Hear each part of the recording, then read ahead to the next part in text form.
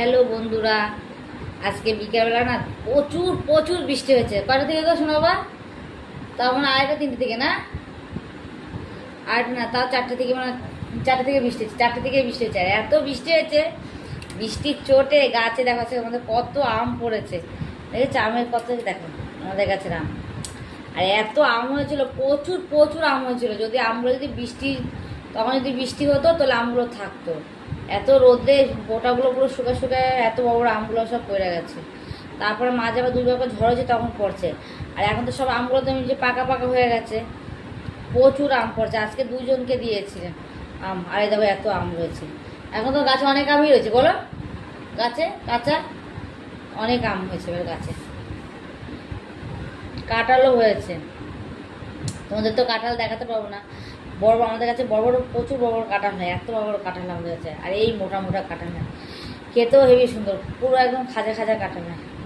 আর আমগুলো দেখেছ, এই দেখো এইটা এইটা দেখো, দেখেছ আমাদের কাছের আমগুলো হেবি সুন্দর। দেখো দেখেছো, দেখো এবার সিঁদুর সিঁদুর দেখেছো আমার পাশে সিঁদুর সিঁদুর। দেখো কালকে আম কাটি দোষ না, একটা খাবা। হ্যাঁ, আরে একটা আম খেলে কিচ্ছু হবে না, মায়ের রোজ একটা করে খাইলে। ও দাদার শরীর খারাপ, ওই জন্য একটা করে আম খাইতে হবে, তা দাদাকে খাবো না শরীর খারাপের ভয়তে। যদি আবার যদি শরীর খারাপ হয় ওর জন্য। আমগুলো এত সুন্দর মিষ্টি না, হেবি সুন্দর।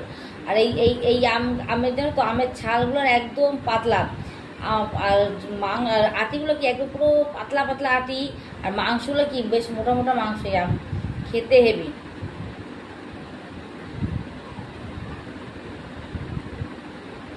তাই আমি বলছি আমার মাকে বলতেছিলাম যে এবার আর আম কিনতে হবে না, যা গাছে আম হয়েছে রোজ যদি 3-4টে করে আম পড়ে রোজ খাওয়া যাবে আম। আর আমাদের রোজ আম লাগে, জানো তো, রোজ রোজ। এই যে এখন আম, এই যে এখন আম পড়তে, আম কাঁচা আম তো আমার ছেলে কাঁচা আমের চাটনি রোজ খাবে, কাঁচা, জানো তো। যাই হোক, তাই আমার মাকে বলতেছিলাম যে এবার আর আম কিনতে হবে না, যা গাছে আম আছে এবার সেই আম খেয়ে শেষ করতে পারবো না। তাও সবাইকে আমরা দিই গাছের আম। যেমন তোমার দাদা 2 বন্ধু বাড়ি দেয়, মানে 2 বৌদি আছে তাদের দেয়, আমার শ্বশুরবাড়িতে দিই, পিসিকে দিই। মানে প্রচুর আম হয়, আমরা খাই আমগুলো। তোমরা যদি ধারে থাকতো তোমাদেরও আমি আম দিতাম, এত বড় আম। দেখেছেন আমগুলো হেবি সুন্দর।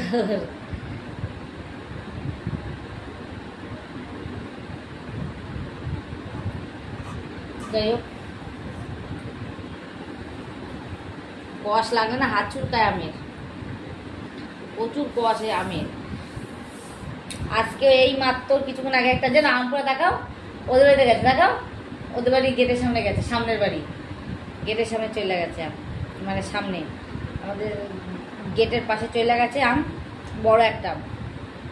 আমি তো গেটে কি ওদিকে এটা আম গেটের সামনে, তবে আমি নিয়ে আসলাম। আম খেতে সবাই ভালোবাসে, আম এমনই জিনিস, আর কিছু কেউ হাঁক না খাক, আম লোকে খাবে। বলো আম ছাড়া, আম আর এই কাঁঠাল, আর কাঁঠালের দিনে কাঁঠাল, আমের দিনে আম। আর লিচু, লিচু তো আমার ভীষণ ভালো লাগে। লিচু, তোমার দাদা তো লিচু আনবেই না কোনোদিন, কিনা আমি আনি, আমার বাবা আনে, ও আনবে না। ও পয়সা দিয়ে দেয়, আমি খাইতে ইচ্ছে করলে আমি নিয়ে আসি, 500 1 কেজি লিচু নিয়ে আসি। আমার ছেলে খায় না, আমি খাই।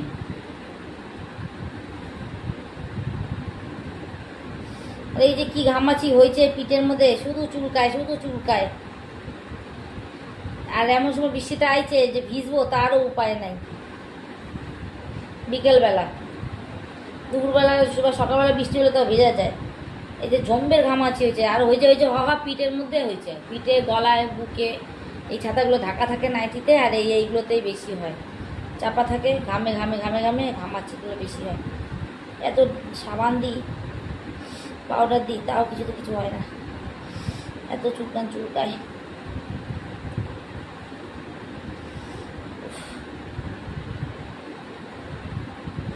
ছাল উঠে গেল, তাও সালা চুলকানি কমে না। এই যে উলি পিঁপড়া, সারা ঘরে এই যে উলি পিঁপড়া।